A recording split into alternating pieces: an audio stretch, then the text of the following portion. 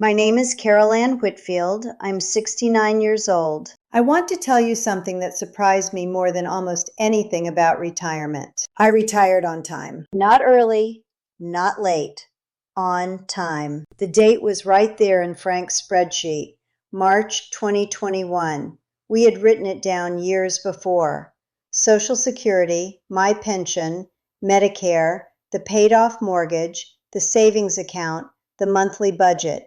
It was all there. Neat columns, very frank, very precise. And I followed the plan. I did exactly what we said I would do. That should have felt steady. It should have felt like I was keeping my life in order. But when the day came, it didn't feel like stepping into the retirement we planned. It felt like walking into a room where half the furniture had been removed, but the outline was still on the carpet. Frank had already been gone almost a year and a half. He retired in January 2019. 6 good months. He had his morning walks, his little projects, his county engineer habits that somehow followed him home. Then October came, and everything we had planned together became something I had to carry by myself. So yes, I retired on time, but the time was not the same. That is the part nobody quite prepared me for. A date can still be correct, and the life around it can be completely different. And I didn't know what to do with that. The fear I had was specific. I was afraid that retiring on time meant I was pretending everything had gone according to plan. That sounds odd when I say it out loud, but that's how it felt. People were kind. They said things like, "Frank would be proud," and "You're doing what you two planned." I knew they meant well. I really did. But sometimes kindness can land in the wrong place. Because I wasn't doing what we planned. We planned to retire together. We planned to travel together. We planned to see the national parks. We planned to argue about which cooler fit in the back of the car. Frank had opinions about coolers. He had opinions about most things. You wake up and the calendar says you're retired, but the other coffee cup is still missing from the table, and that feels strange. Not good strange, just strange. I'm not going to give you a 5-step system. I don't have one. I'm just going to tell you what happened, what felt different than I expected, and what I slowly figured out. Some days are better than others, but I think this is worth saying plainly. Retiring on time does not mean your heart arrives on schedule. I was standing in the copy room at the nonprofit where I did consulting work after Frank died. It was a Tuesday morning, gray outside, one of those Greenville days where the sky looks like wet paper. The printer had jammed again. I was holding a stack of training packets with one crooked staple sticking out of the corner. A woman named Marlene, who worked the front desk, asked me if I was excited. I said, "About what?" She said, "Retirement. You've only got 3 weeks." I remember looking at the copier screen like the answer might be written there. 3 weeks. I had known the date, of course. I had circled it in my planner.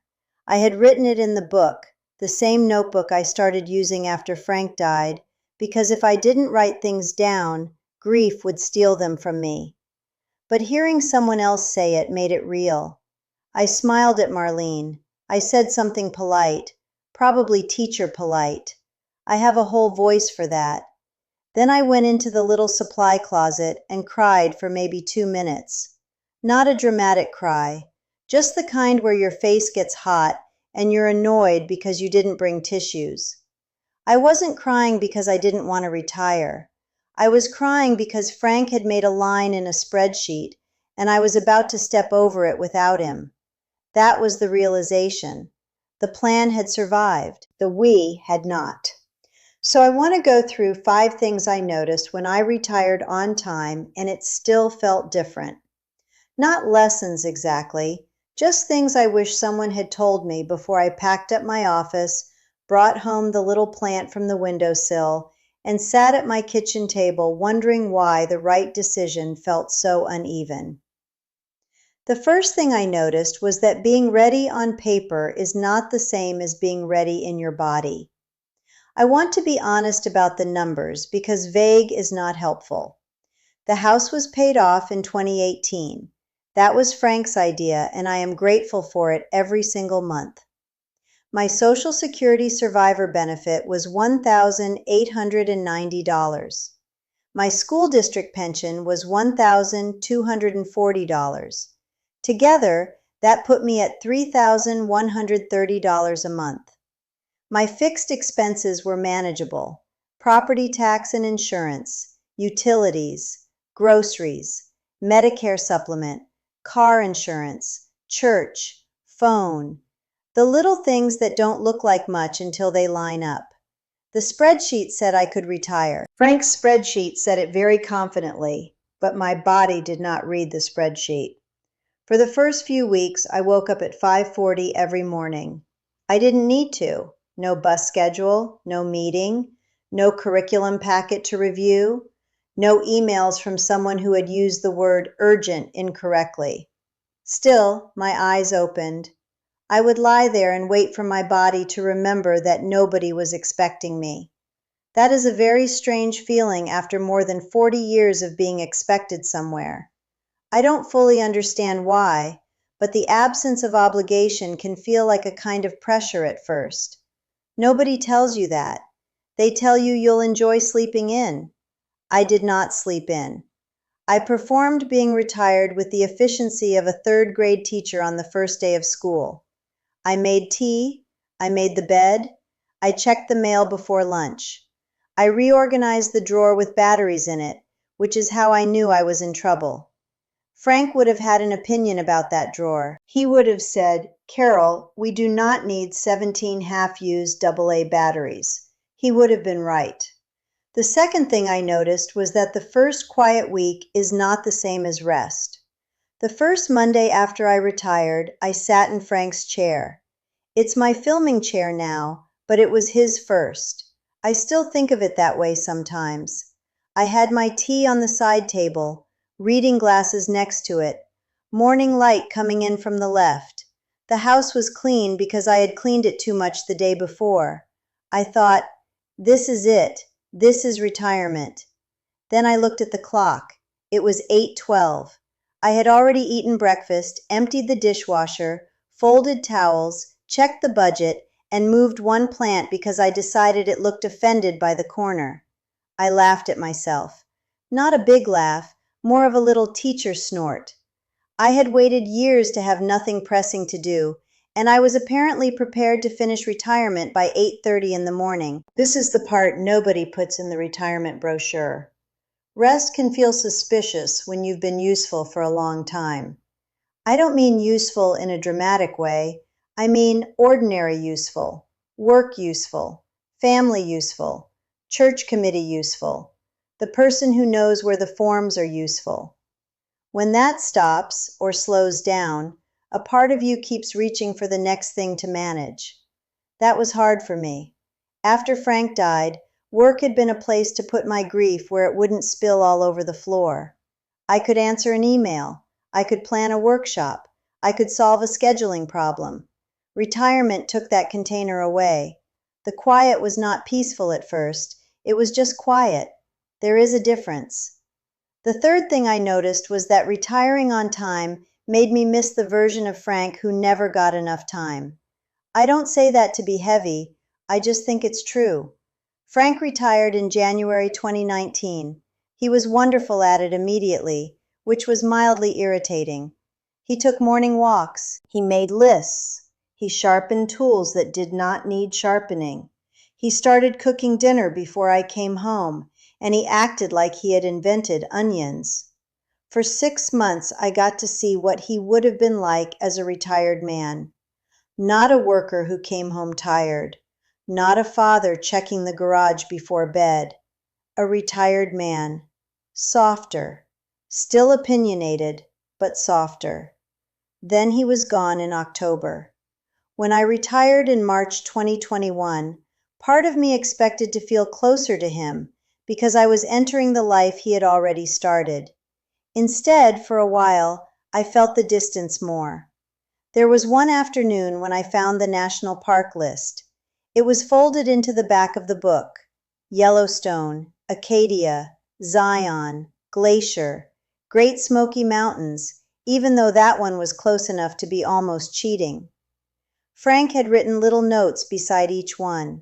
Best season, estimated drive, possible hotel. Frank never met a column he didn't trust. I sat at the kitchen table and realized something. Retirement had been part of our marriage, not just a phase after work, a shared project. And when I retired on time, I didn't just lose the workplace. I lost the last piece of future we had both been walking toward. That took me by surprise. The fourth thing I noticed was that other people celebrate your timing, but they don't always understand your feeling. Jen was proud of me, very proud. My daughter is efficient with love. That is how I describe it. She organizes care into action. She called the week before my last day and said, "Mom, we should mark it somehow." I said, "We don't need to make a fuss," which is what I say when I both want a fuss and don't want to admit it. She drove from Charlotte with Tony and the kids that Saturday. Ella made a card. Marco brought me a little succulent because he said retirees like plants. He was 13, so I accepted that as sound demographic research. We had lunch. Jen ordered a cake from a bakery near her house. It said, "Happy Retirement, Mom," in blue icing. It was very sweet, and I felt grateful. I also felt like I was watching someone else's milestone. That's a hard thing to explain without sounding unkind. I wasn't ungrateful. I wasn't unhappy. I just wasn't where everyone thought I was. They saw completion. I felt exposure. The job was done. The consulting was done. The date had arrived. But now the question underneath all of it was sitting there with me. Who am I when nobody needs me at 9 a.m.? I don't think Jen could answer that for me. I don't think she was supposed to. David called that night from Portland. He asks about Frank more naturally than anyone else does. He said, "Did it feel weird without Dad?" I said yes. Then we were both quiet for a little while. That was the better celebration, honestly. Not because it was sad, because it was accurate. The fifth thing I noticed was that retirement didn't begin on the date. It began when I stopped treating every open hour like a problem to solve. That took months. I tried schedules first. Of course I did. Former teachers do not enter open time gracefully. We laminate it, label it, and pretend that makes us calm. I made a little weekly plan. Monday laundry, Tuesday groceries, Wednesday church office volunteer shift, Thursday call Patty, Friday errands. Patty is my older sister. She is widowed too, and I call her my advanced scout because she has already walked into some of the rooms I am still standing outside of. One Thursday, I told her I was making progress because my calendar looked full. She said, "Carol, are you living it or managing it?" Older sisters are dangerous that way. They have known you too long to be impressed by your formatting. I wanted to argue with her. Instead, I looked at the week I had built. It was neat, sensible, color-coded, and a little lifeless. So I started making room for things that did not prove anything. A slow walk after breakfast. Tea on the porch without bringing the phone. One chapter of a book before noon, which felt illegal at first. Trying Frank's chili recipe again, even though it still comes out not quite right. Writing cards to the grandchildren. Physical cards, stamps and everything. I know that makes me sound 104, but I stand by it. Those little things did not feel like retirement at first.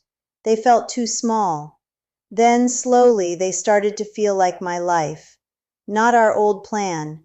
Not the plan after the plan broke. Mine. There was another thing, and I didn't have a clean name for it at first. I had to learn how to let the old work version of me leave the room.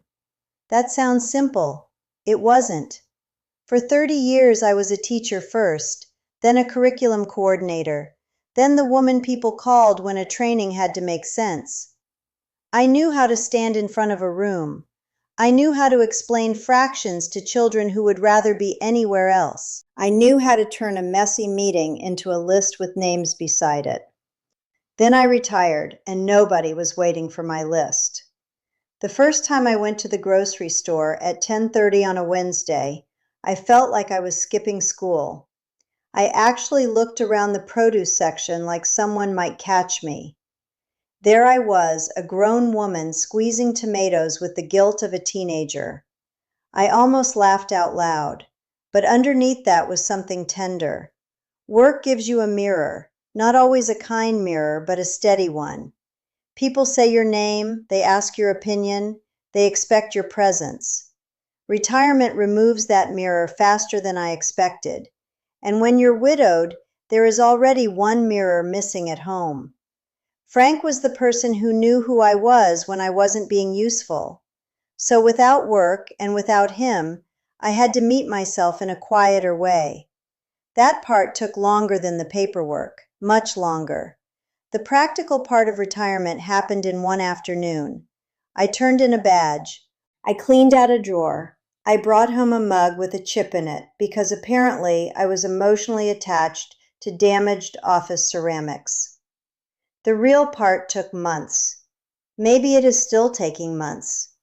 I would like to say I handled all of this with grace. I did not. One morning, I alphabetized the spices and then had a very strong opinion about paprika.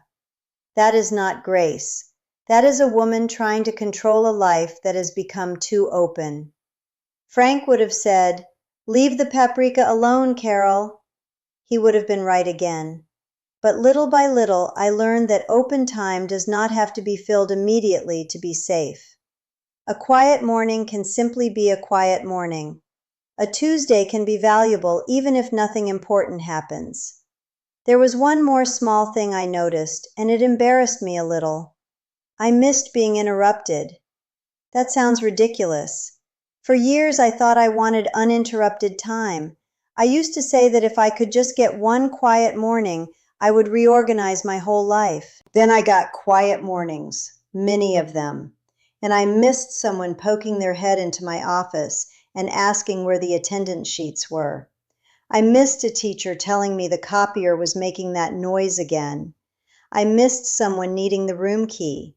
I missed being mildly annoyed by other people. That is a very specific kind of loneliness. Not the deep kind, not the frank kind, a smaller kind, the kind made of ordinary interruptions. The first month, I went to the library just to be near the sound of other people being quietly busy. I sat at a table by the magazines and pretended to read a gardening article. I do not garden well. I keep one plant alive in the living room and consider that a civic achievement. But I sat there because the librarian was helping someone with a printer, and a man 2 tables over was whispering too loudly into his phone, and for some reason, that made the day feel less empty. That's when I understood something. Retirement does not only remove work, it removes all the tiny witnesses to your day. The woman at the front desk, the custodian who nods at you, the person who knows you take tea, not coffee, the colleague who rolls her eyes with you when a meeting goes too long. They are not family, they are not best friends, but they hold little pieces of your routine. When you retire, those pieces come loose. I had not expected to miss them. I had expected to miss purpose, maybe. I did not expect to miss the sound of a hallway. So I had to build new small witnesses, not in a dramatic way. I started going to the same grocery store on the same morning. I learned the name of the woman at the pharmacy counter. I said yes to helping with the church bulletin twice a month, even though the margins on that thing could test a saint. I let my neighbor Ruth stop me by the mailbox without acting like I was in a hurry. Because I wasn't. That took some getting used to. That was the difference I had not expected. Retiring on time was easy to measure. Learning how to belong to the time afterward was not. And I am still learning it. I don't say that as advice. I say it because it took me too long to stop treating retirement like a test I was failing quietly. Some weeks still feel uneven, but uneven does not mean wrong. It may just mean the life is adjusting around you, slower than the calendar did. That has been true for me more than once. That part was true. I'm not going to pretend it all settled neatly. Some days I still wake up too early and reach for a list that isn't there. Some afternoons feel longer than they should. But there are mornings now when the quiet doesn't scare me. It just sits with me. And I think that's progress, even if it isn't very dramatic. If you retired on time and it felt different than you expected, I'd like to hear about that. Not the polished version, the real part. What felt stranger than you thought it would? Was it the empty calendar? The missing person? The money math? The loss of your work identity? The way other people expected you to be happier than you were? Leave that in the comments if you want to. I read them, I really do. Sometimes I read one and think, yes, that's exactly it, even if I never would have found those words myself. That helps more than you might think. And if you're not retired yet, but your date is circled somewhere, maybe tell me what you're expecting it to feel like. I don't think any of us get it exactly right beforehand. Frank would have had an opinion about that. He would have said, well, Carol, that's why we use pencils. Okay, I think that's what I wanted to say. Thanks for being here.